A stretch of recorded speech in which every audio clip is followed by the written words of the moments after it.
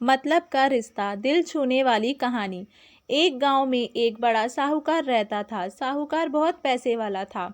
आसपास के कई गांवों में उसका बड़ा नाम था, लेकिन इस साहूकार को अपने पैसों का, अपने रुतबे का और अपने नाम का बड़ा ही घमंड था।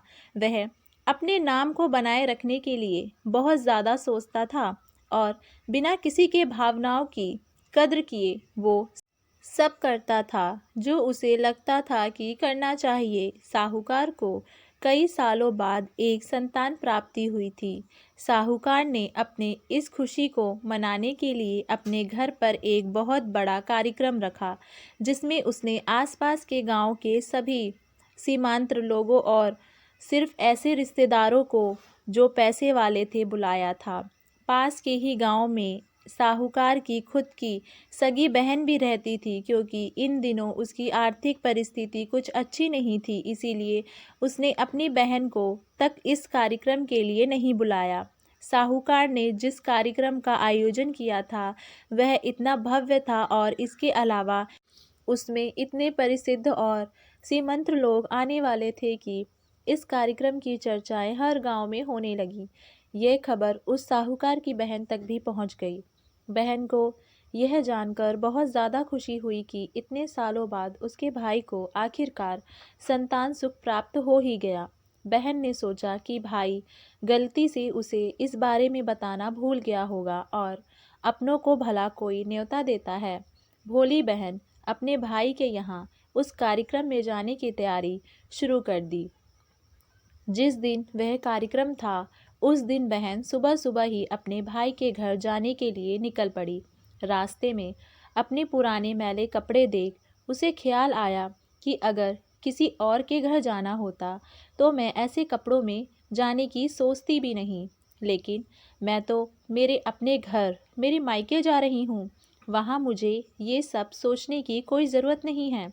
जैसे ही वह अपने मायके पहुँची, वहाँ का भव्य आयोजन देखकर वह बहुत खुश हो गई और उसे अपने भाई पर बहुत गर्व हुआ। वहाँ वह जल्दी से जल्दी अपने भाई को मिलकर उसकी खुशी में शामिल होना चाहती थी। वह तुरंत सीढ़ी चढ़कर घर के अंदर प्रवेश कर गई। उसने देखा कि उसका भाई मेहमानों के तौर पर आए सभी धन्य और नामी लोगों का स्वागत करने में व्यस्त है। बहन जैसे ही अपने भाई की तरफ उसे मिलने के लिए बढ़ी, उसके भाई की नज़र उस पर पड़ गई और अपनी बहन को ऐसा मैले पुराने कपड़ों में देखकर भाई ने उसे मिलना तो दूर बल्कि तुरंत बहाना बनाकर वहाँ से निकल गया। बहन ने सोचा, इतने लोगों में बेचारा अकेला भाई क्या क्या करे, ज़रूर उसे कुछ काम याद आ गया होगा, इसीलिए वहाँ से चला गया होगा। बहन बाद में अपनी भाभी से मिलने गई।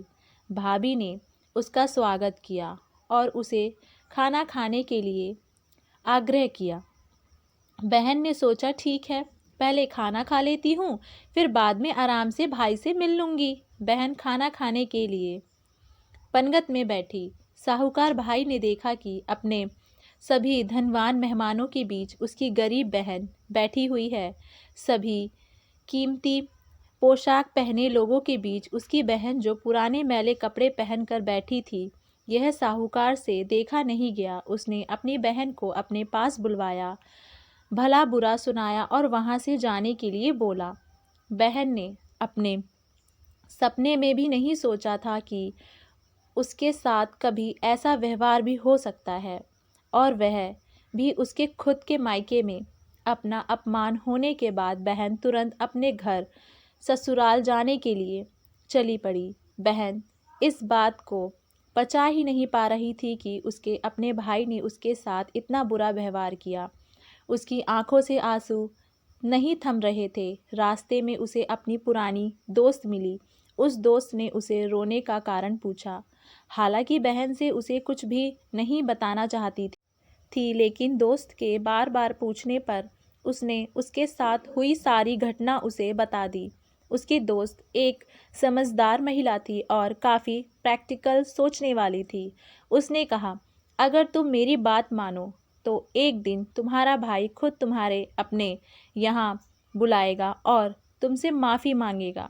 बहन ने उसे कहा कि मैं तुम्हारी हर बात मानूंगी। बताओ मुझे क्या करना होगा। दोस्त ने कहा कि तुम इस अपमान को, इस दुख को एक दिशा दे दो और कोई गृह उद्योग शुरू कर दो। उसमें इतनी मेहनत करो कि उस काम में तुमसे अच्छा कोई भी ना हो। बहन को अपने दोस्त की बात सही लगी। उसने घर पहुंचकर अपने आंसू पोंछकर उस दिन से एक गृह उद्योग शुरू किया। उसने दिन रात मेहनत की, अपने साथ कई और गांव की महिलाओं को जोड़ा और देखते ही देखते उसका गृह उद्योग चल पड़ा। कुछ ही सालों में आसपास के 50 गांव में उसका नाम और रुतबा काफ़ी बढ़ गया और अब वह पैसों के मामले में अपने भाई से भी ज़्यादा बड़ी बन गई। भाई को भी जब यह पता चला कि उसकी बहन इतनी सीमांतरित हो गई है तो उसने सोचा कि एक बार उससे मिलकर आया जाए। वह जब अपनी बहन को उसके घर मिलने पहुंचा तो बहन ने उसका किसी राजा महाराजा की तरह स्वागत किया, उसके पसंद खाना खिलाया। बहन को ऐसा व्यवहार देखकर भाई को अपनी पिछली गलती का एहसास हुआ, इसीलिए उसने अपनी बहन को अपने घर होने वाली पूजा के लिए आमंत्रित किया। कुछ ही दिनों बाद बहन अपने भाई के यहाँ उस पूजा के लिए पहुँच गई। जैसे ही बहन अपने भाई के घर पहुँची, उसका भाई उसके स्वागत के लिए दरवाजे पर ही खड़ा था। बहन अपने महंगी गाड़ी में आई थी। उसने बहुत कीमती साड़ी और उसके भी ज़्यादा कीमती गहने दागिने पहन रखे थे। बहन का ऐसा ठाट बाट देखकर सिर्फ भाई नहीं बल्कि उसका पूरा गांव दंग रह गया। भाई दौड़कर आया और बहन की गाड़ी का दरवाज़ा खोलकर उसे बाहर आने के लिए कहा और बड़े प्यार से उसे पूजा का प्रसाद ग्रहण करने के लिए बुलाया। बहन को इस बार 12 पकवान परोसे गए थे। चांदी की थाली में उसे खाना दिया गया था। वह साथ में एक सोने की चम्मच भी रखी गई थी। उसके बैठने के लिए बेशकीमती पाठ रखा गया था। बहन को यह सब देखकर उसके वह पुराने दिन याद आ गए जब भाई ने उसे बिना खाना खिलाए ही भला बुरा कहकर वापस लौटा दिया था। बहन खाना खाने के लिए तो नहीं बैठी, लेकिन उसने अपने सारे कीमती दाग दागिने और जेब जेवरात उतार कर उस थाली में के सामने रख दिए और खाने में से कुछ निवाले उस दाग दागिना पर रख दिए। बहन का ऐसा व्यवहार देखकर सभी हैरान थे। किसी को नहीं समझ में आ रहा था कि बहन ऐसा क्यों कर रही है। आखिर वह क्यों उन जेवरों को खाना खिला रही है। जब सभी ने उसे पूछा कि वह ऐसा क्यों कर रही है, तब बहन ने सबके सामने बताया कि आज जो उसका इतना मान सम्मान हो रहा है वह दरअसल उसका नहीं, उसके इन्हीं कीमती दाग दागिनों और कपड़ों का हो रहा है। क्योंकि मैं तो अभी भी वही पुरानी साहूकार की बहन ही हूँ। अगर कुछ बदला है तो वह मेरी परिस्थिति है, मेरे कपड़े और गहने हैं। भाई ने अपनी गलती का एहसास होने पर इस बारे में अपनी बहन के पैर पकड़कर माफ़ी मांगी।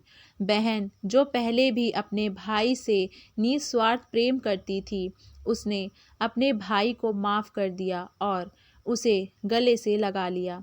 दोस्तों, पैसा सिर्फ हमारे जीवन को सरल बनाने के लिए है, जबकि रिश्ते जीवन से मिले किसी वरदान की तरह हैं। अगर उन्हें सच्चे मन से और निस्वार्थ भाव से निभाया जाए, पैसे खर्च हो जाएं तो आप बाद में भी कमा सकते हैं, मगर रिश्ते खर्च हो जाएं, टूट जाएं तो दुनिया का सारा धन भी आपको उन्हें वापस नहीं दिला सकता। दोस्तों, उम्मीद करती हूँ मतलब का रिश्ता दिल छूने वाली कहानी आपके भी दिल को छूने में कामयाब हो रही होगी। आशा करती हूँ आप सभी को हमारी ये कहानी अच्छी लगी है तो अपनी राय हमें नीचे कमेंट में ज़रूर बताएं और हमारे चैनल वाणी वॉइस को लाइक शेयर सब्सक्राइब करना ना भूलें।